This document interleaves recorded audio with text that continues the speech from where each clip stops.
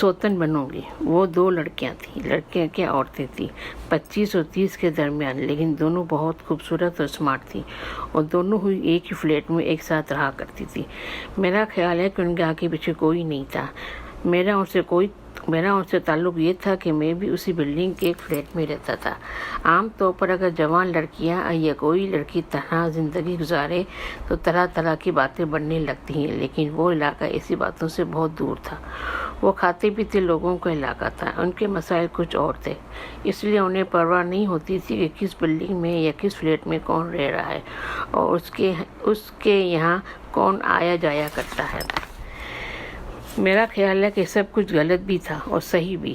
صحیح تو ان معنوں میں کہ لوگ ایک دوسرے کے معاملات میں مداخلت نہیں کرتے تھے، اور غلط اس لیے تھا کہ ایک دوسرے سے بالکل بیگانہ اور ناآشنا ہوتے تھے، ایک دوسرے کے دکھ درد میں شمولیت کا کوئی تصور ہی نہیں تھا۔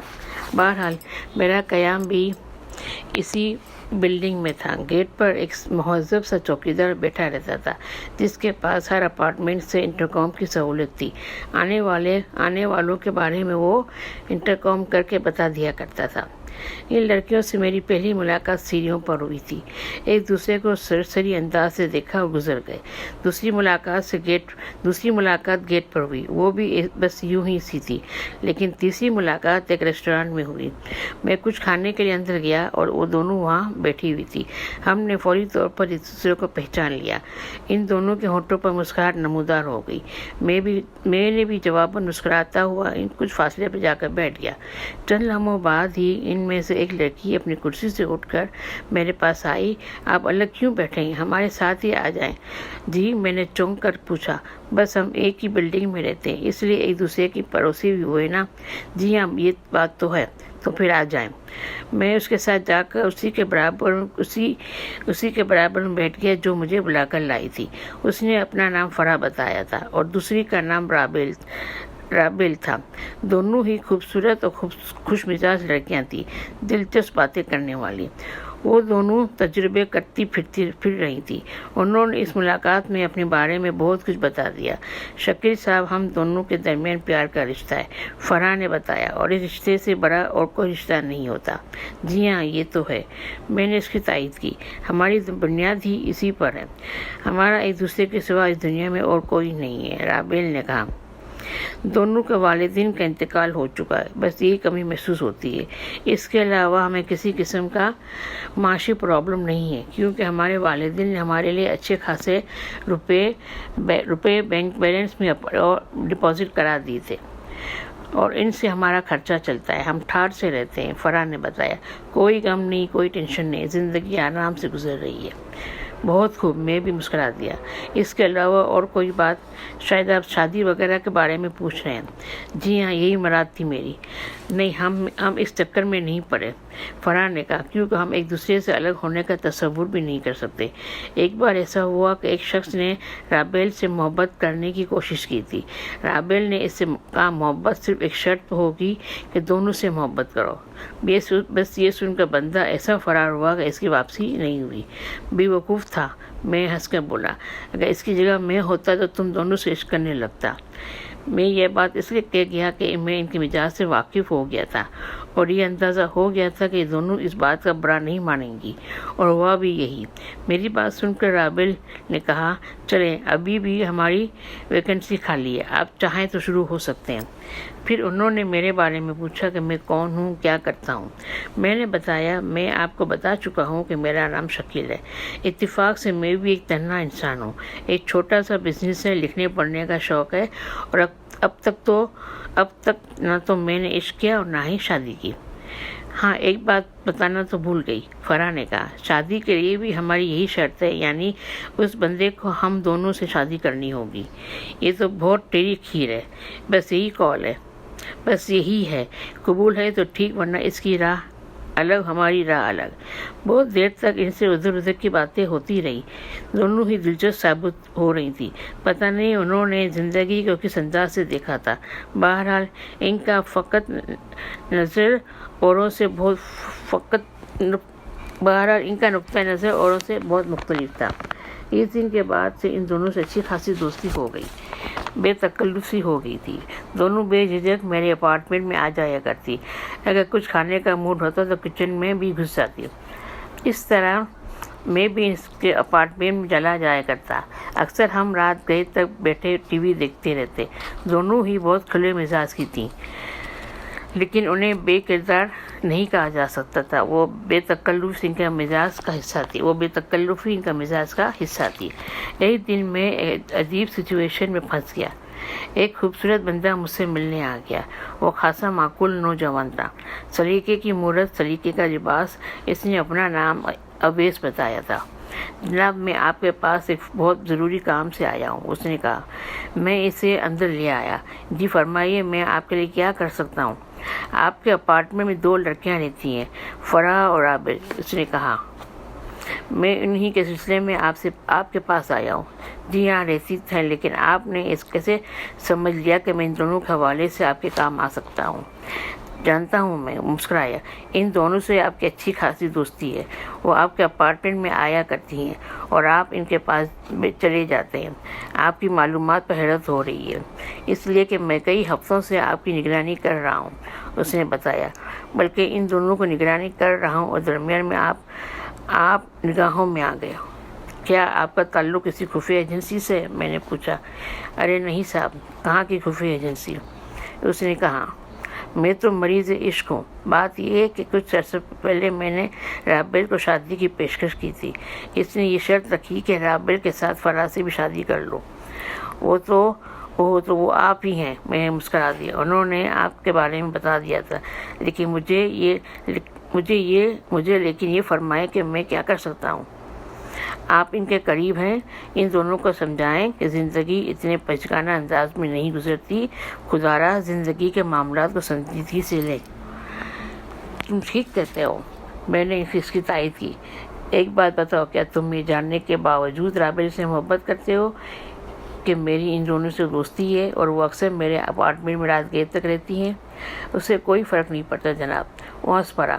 میں ان دونوں کو بہت اچھی طرح جانتا ہوں۔ وہ لاکھ آزاد خیال صحیح، لیکن کردار کی بہت اچھی ہیں، اور شاید اس کی گواہی آپ بھی دیں گے۔ یہ تو ہے، میں نے اس کی تائید کی۔ واقعی وہ دونوں بہت اچھی ہیں۔ اب یہ بتاؤ کہ کیا تم واقعی رابل کے لیے اتنے سیریس ہو؟ یہ پوچھنے کی بات ہی نہیں ہے، ورنہ اتنا خوار نہیں ہوتا، اس نے کہا۔ اور دوسری طرف یہ بھی سچ ہے کہ وہ دونوں کسی ایک شخص کے ساتھ شادی کا تہیہ کر چکی ہیں اور اس معاملے میں بے حد سیریس ہیں۔ یہ تو خیر ان کی حماقت ہے، یہی تو میں بھی سمجھتا رہا ہوں، اویس نے کہا۔ پلیز آپ ہی کچھ کریں، آپ انہیں سمجھانے کی کوشش کریں، انہیں زندگی کی پریشانیوں اور دشواریوں کا احساس دلائیں۔ اوکے، ان سے بات کر کے دیکھتا ہوں۔ میں نے دوسری رات ان کے اپارٹمنٹ میں بیٹھ کر رابل سے کہا، رابل، اویس کو پریشان مت کرو، وہ واقعی تم سے محبت کرتا ہے۔ ان دونوں نے چونک کر میری طرف دیکھا تھا۔ تمہیں کیسے معلوم ہوا کہ اس کا نام اویس ہے؟ رابل نے پوچھا۔ بس معلوم ہو گیا کسی طرح، اور وہ شخص واقعی تم سے محبت کرتا ہے۔ تو اب وہ بندہ مایوس ہو کہ تم سے سفارش کروا رہا ہے، فرح نے کہا۔ آپ جو بھی سمجھ لو، لیکن وہ بے مخلص نوجوان، چلو مان لیا کہ وہ مخلص ہے۔ آپ اس مخلص سے یہ کہو کہ اگر شادی ہوگی تو ہم دونوں کے ساتھ ہوگی۔ فرح بولی۔ نہیں فرح، دس از ناٹ فیئر، میں نے کہا۔ یہ ایک بچگانہ حماقت والا رویہ ہے۔ زندگی اس انداز سے نہیں گزرتی۔ اگر تم نے ایسا کیا تو آگے چل کر پریشانیاں مقدر ٹھہریں گی۔ تم دونوں جو کچھ بھی سوچ رہی ہو وہ ان نیچرل ہے، میں نے کہا۔ لیکن ان دونوں کے سروں پر تو جیسے یہ کب سوار ہو گیا تھا کہ زندگی بھر ایک رہیں گے۔ ایک دو بار میں نے اور بھی سمجھانے کی کوشش کی، لیکن ان کی ضد وہی برقرار تھی۔ ایک دن میں ان دونوں سے اس موضوع پہ بات کر رہا تھا کہ فرح نے کہا، شکیل تم اگر اس کی اتنی ہی حمایت کر رہے ہو تو اس سے کہو کہ فرح سے شادی کر لے۔ تم سے شادی وہ کیوں؟ دیکھو تو صحیح، رابل سے اسے کتنی محبت ہے۔ یہ کیا بات ہوئی؟ محبت اسے رابل سے ہے، پھر وہ تم سے کیوں شادی کرنے لگا؟ میں نے کہا، یہی تو دیکھنا ہے۔ اس پر رابل بول پڑی، اگر وہ مجھ سے محبت کا دعویٰ کر رہا ہے تو فرح کو اپنا لے، کیونکہ میں فرح کو اپنی جان سے زیادہ عزیز سمجھتی ہوں۔ میرے لیے اپنے آپ سے زیادہ اس کی اہمیت ہے۔ میں نے مان لیا۔ کہ ایسا ہی ہے، لیکن محبت کا یہ قسم امتحان ہے کہ جو شخص جس سے محبت کرتا ہے اس کو حاصل نہ کرے، کسی اور کو حاصل کرے۔ کچھ دنوں کے بعد رابل بھی اسے مل جائے گی، فرح نے کہا، کیونکہ یہ تو طے ہے کہ ہم ایک ہی گھر میں اور ایک ہی بندے سے شادی کریں گے، اس لیے اسے یہ رشتہ لینا ہی پڑے گا۔ اسی وقت میرے ذہن میں ایک بات آ گئی، چلو اگر ایسا ہی ہے تو پہلے وہ رابل سے شادی کر لے، اس کے بعد تمہیں اپنا لے گا۔ یہ ممکن نہیں ہو سکے گا، کیونکہ اس کو رابل سے محبت ہے، وہ اس کو حاصل کر کے مطمئن ہو جائے گا اور میری طرف دھیان بھی نہیں دے گا، جبکہ مجھ سے شادی کے بعد بھی رابل کی طرف اسے بے چین کرتی رہے گی۔ ایک عجیب صورتحال تھی، پریشان کرنے والی۔ 2-4 دنوں کے بعد جب اویس میرے پاس آیا اور میں نے یہ بات اس سے کی تو بھڑک اٹھا، کیا وہ دونوں ہی پاگل ہو گئی ہیں؟ خود بھی تماشا بن رہی ہیں اور شادی کے بعد مجھے بھی تماشا بنا دیں گی۔ اب کیا کیا جائے، زندگی انہیں گزارنی ہے۔ نہیں، یہ نہیں ہو سکتا، رابل سے میں ملنا چاہتا ہوں، میرا خیال ہے کہ وہ ملنے پر رضامند ہو جائے گی۔ تم جب چاہو اسے مل سکتے ہو، میں نے کہا، اور اسے سمجھانے کی کوشش کرنا ہو سکتا ہے کہ وہ مان ہی جائے۔ کئی دنوں تک مصروفیت کی وجہ سے ملاقات نہیں ہو پائی، نہ ان دونوں لڑکیوں سے اور نہ ہی اویس سے۔ پھر کچھ دنوں کے بعد جب اویس سے ملاقات ہوئی تو بہت بری طرح جھلایا ہوا تھا۔ دونوں ہی پاگل ہو گئی ہیں، اس نے کہا۔ وہ کسی کی بات سننے کے لیے تیار ہی نہیں۔ کہتی کیا ہے؟ وہی رابل کی ضد ہے کہ میں پہلے فرح سے شادی کروں، کیونکہ میں رابل کے لیے بہت بے چین رہوں گا اور فرح سے شادی کے بعد رابل کو بھی اپنا لوں گا، اس طرح دونوں کی ضد پوری ہو جائے گی۔ اب میں کیا مشورہ دے سکتا ہوں؟ میں نے کہا، یہ بتاؤ، تم رابل سے اتنی ہی محبت کرتے ہو کہ علیحدگی کا تصور نہیں کر سکتے؟ بالکل، اس نے اپنی گردن ہلا دی۔ اور لطف کی بات یہ ہے کہ اسے بھی مجھ سے اتنی ہی محبت ہے، لیکن اس فرح کے ارنگے نے میرا سارا کام خراب کر دیا۔ تو پھر ان دونوں کی بات مان لو، میں نے کہا۔ یہ ہے تو بہت حماقت کا مشورہ، لیکن اس کے علاوہ کوئی راستہ بھی نہیں۔ تم فرح سے شادی کر لو، اس کے بعد رابل کو اپنا لینا۔ عجیب احمقانہ سچویشن ہے، وہ جلا ہوا تھا۔ لوگ میرا مذاق اڑائیں گے، کیونکہ یہ پاگل پن ہے۔ محبت تو اسی کا نام ہے۔ پیار یا تو رابل کا تصور چھوڑ دو یا پھر وہی کرو جو ان دونوں کی خواہش۔ اویس نے وہی کیا جو ان دونوں کی خواہش تھی۔ یہ حیرت انگیز شادی وہی ہوئی تھی۔ رابل نے فرح کو دلہن بنایا تھا، کیونکہ وہ کچھ دنوں کے بعد فرح اسے دلہن بنانے والی تھی۔ بارات اسی اپارٹمنٹ میں آئی تھی اور اویس نے فرح کو دلہن بنا کر اپنے ساتھ لے گیا۔ یہ میری زندگی کا ایک انوکھا اور دلچسپ واقعہ تھا۔ شادی کے 2-4 دنوں کے بعد جب میں رابل سے ملنے اس کے اپارٹمنٹ پہنچا تو روتے روتے اس کی آنکھیں سوجی ہوئی تھی۔ ارے رو کیوں رہی ہو؟ میں نے پوچھا۔ 4 دن ہو گئے ہیں اسے الگ ہوئے، اس نے بتایا۔ یہ 4 دن میرے اور اس کے لیے قیامت کے ثابت ہوئے، کیونکہ ہم کبھی ایک لمحے کے لیے بھی ایک دوسرے سے جدا نہیں ہوئے۔ پریشانی کی کیا بات ہے؟ کچھ دنوں کے بعد تم خود ہی دلہن بن کر اس کے ساتھ رہو گی۔ ہاں، یہ بس اسی خیال سے ڈھارس بندھی ہوئی ہے، اس نے کہا، ورنہ میں تو پاگل ہو کر رہ جاتی۔ میں ان دونوں کی حماقت پر افسوس کرتا ہوا واپس آ گیا۔ سچ یہ کہ مجھے ان دونوں سے چڑ سی ہونے لگی، اس لیے آنا جانا کم کر دیا تھا۔ پھر اچانک میرے ساتھ ایک حادثہ پیش آ گیا۔ میں یہ بتا چکا ہوں کہ میں اکیلا رہتا ہوں، لیکن میرے ایک چچا تھے جن سے میں بہت محبت کرتا تھا۔ انہی کے پرخلوص مشوروں اور رہنمائی نے مجھے کامیابیاں دلائی تھی۔ وہ کسی اور شہر میں رہتے تھے، لیکن ہر سال یا تو وہ خود میرے پاس آ جایا کرتے یا میں ان کے پاس چلا جاتا۔ بہرحال ان کی طبیعت بہت خراب ہو گئی اور مجھے ان کے پاس جانا پڑا۔ وہاں کی بہت طویل داستان ہے۔ چچا واقعی بہت بیمار تھے اور ان کی یہ خواہش تھی کہ میں ان کی بیٹی امبرین سے شادی کر لوں۔ مجھے شادی تو کرنی ہی تھی، امبرین خود بھی بہت اچھی لڑکی تھی، مجھے کیا اعتراض ہو سکتا تھا۔ وہیں ہماری شادی ہو گئی۔ چچا کی بیماری طویل ہوتی چلی گئی اور بالآخر ان کا انتقال ہو گیا۔ اس چکر میں مجھے واپس آتے آتے 2 مہینے لگ گئے۔ اس دوران دفتر کا سارا کام میرا اسٹاف انجام دیتا رہا، اس طرف سے مجھے کوئی پریشانی نہیں۔ 2 مہینوں کے اندر میں نے چچا کے معاملات نپٹائے۔ امبرین کے نام کچھ جائیداد ٹرانسفر کروانا تھا، اسے نپٹا کر اور چچا کا کاروبار لاہور سے وائنڈ اپ کر کے امبرین کو لے کر کراچی آ گیا۔ مجھے ان دونوں کی فکر بھی تھی۔ یہ اتفاق تھا کہ ان کے موبائل نمبر جس موبائل میں فیڈ تھے وہ موبائل کراچی میں ہی رہ گئے تھے، اسی لیے ان کی طرف سے کوئی خیریت معلوم نہیں ہو سکی تھی اور نہ ہی انہوں نے کوئی رابطہ کیا تھا۔ لیکن اتنا یقین تھا کہ وہ دونوں خیریت سے ہی ہوں گی اور اویس سے شادی کے بعد ایک ساتھ ایک انوکھی زندگی گزار رہی ہوں گی۔ میں نے امبرین کو ان دونوں کے بارے میں بتا دیا تھا، اس لیے وہ بھی ان کے مزید حالات جاننے کے لیے بہت پرجوش ہو رہی تھی۔ اپنے اپارٹمنٹ میں آنے کے بعد میں فوری طور پر ان دونوں کے اپارٹمنٹ پہنچ گیا، جہاں کچھ دنوں پہلے فرح کی شادی ہو جانے کے بعد رابل اکیلی رہتی۔ گھنٹی بجائی، دروازہ کھل گیا اور رابل دروازے پر موجود تھی۔ مجھے دیکھ کر اس کی آنکھیں حیرت سے پھیل گئی۔ تم کمینے اور بے وفا انسان، کیا جل گئے تھے یا کیا ہوا تھا تمہارے ساتھ؟ اوہو، اندر تو آنے دو، پھر بتاتا ہوں۔ میں نے اسے بتا دیا کہ ایمرجنسی میں جانا پڑا تھا، کس طرح چچا بیمار تھے اور پھر ان کی موت اور امبرین سے شادی، یہ سن کر وہ اچھل پڑی۔ او گاڈ، تمہاری زندگی میں اتنی تبدیلیاں ہوئی، تم نے شادی کر لی۔ میں نے بتایا نہ تھا کہ اس طرح ایمرجنسی میں شادی ہوئی، میں نے کہا، لیکن میں نے تو یہ سمجھا تھا کہ اب تک فرح کے ساتھ شفٹ ہو گئی ہوگی۔ فرح، اس نے بہت برا سا منہ بنایا۔ میرا خیال ہے کہ میں نے اپنی زندگی کی سب سے بڑی حماقت یہی کی ہے۔ کیا مطلب؟ فرح وہ نہیں رہی جو شادی سے پہلے تھی، یہ کیسے ہو سکتا ہے؟ میں حیران ہو کر رہ گیا۔ یہی ہوا ہے، اس نے ایک گہری سانس لی۔ فرح ایک مختلف لڑکی ثابت ہوئی۔ اس نے یہ ثابت کر دیا کہ عورت اگر چاہے تو مکاری کی انتہا پر جا سکتی۔ سب کیا کہہ رہی ہو؟ میری حیرت بڑھتی جا رہی تھی۔ تم دونوں نے ایک جان دو کالب تھی۔ ہاں بالکل تھی، لیکن سب کچھ شادی سے پہلے تک، اس نے کہا۔ پھر یہ ہوا کہ اس نے پنجرہ بدل لیا اور اس کی بنیاد بہت پرانی ہے۔ وہ ایک مختلف مزاج کی لڑکی ثابت ہوئی۔ کیا تم یقین کرو گے کہ بہت پہلے سے اویس کو حاصل کرنے کے خواب دیکھ رہی تھی، اس وقت سے جب اویس نے مجھ سے ملنا جلنا شروع کیا اور میں اس کی محبت میں گرفتار ہوتی چلی گئی، اور خود اویس بھی مجھ سے قریب ہونے لگا۔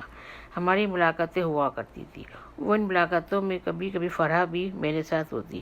وہ دل ہی دل میں اویس کو پسند کرنے لگی تھی، لیکن اس نے میری دوستی یا میرے خوف سے کبھی اس کا اظہار نہیں کیا، بلکہ اندر ہی اندر وہ اس محبت کو پروان چڑھاتی رہی۔ رابل، تم جو کچھ کہہ رہی ہو بہت حیرت انگیز ہے۔ ہاں، بہت حیرت انگیز ہے۔ اس نے ایک گہری سانس لی۔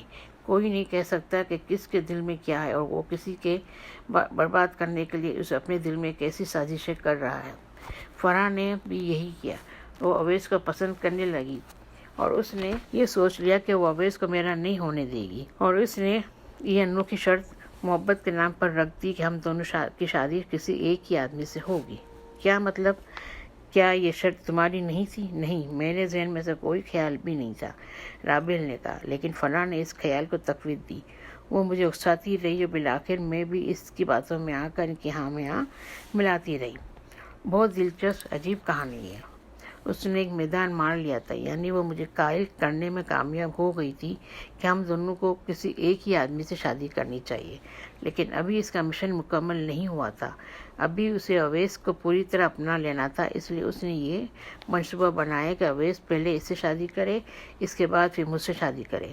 وہ جانتی تھی کہ اگر اویس نے پہلے مجھ سے شادی کر لی تو پھر کبھی وہ اس کی طرف نہیں جائے گا۔ اب سمجھا، اسی لیے اس نے اویس سے شادی کر لی اور تم اس کی باتوں میں آ گئی اور تم نے شادی کی اجازت دی۔ تم نے خود اس کی باتیں سنی ہوں گی۔ کیا تمہیں کہیں سے بھی احساس نہیں ہوا تھا کہ وہ دھوکہ دے رہی ہے اور اس کی پلاننگ کچھ اور ہے؟ نہیں، کبھی احساس نہیں ہوا، میں نے اعتراف کیا۔ میں بھی یہی سمجھ رہا تھا کہ فرح کی تو شادی ہو چکی ہے، اب تم بھی اویس سے شادی کر چکی ہوگی۔ وہ تو اس خزانے پر سانپ بن کر بیٹھ گئی ہے، رابل نے کہا، اور خود اویس وہ کیا کہتا ہے وہی جو اسے کہنا چاہیے۔ رابل نے گہری سانس لی۔ فرح نے اسے اس طرح قابو کر لیا ہے کہ اس نے مجھ سے معذرت کر لی۔ یہ تو بہت خلاف توقع بات ہوئی۔ نہیں، وہ مسکرا دی۔ خلاف توقع نہیں ہوئی، بلکہ میں یہ سب جانتی تھی کہ ایسا ہی ہوگا۔ میں جانتی تھی کہ ایک بار شادی ہو گئی تو فرح پھر کبھی مجھے اپنے ساتھ گوارا نہیں کرے گی۔ اس کے باوجود میں نے اس کی شادی کی راہ میں کوئی رکاوٹ نہیں ڈالی۔ بھئی وہ کیوں؟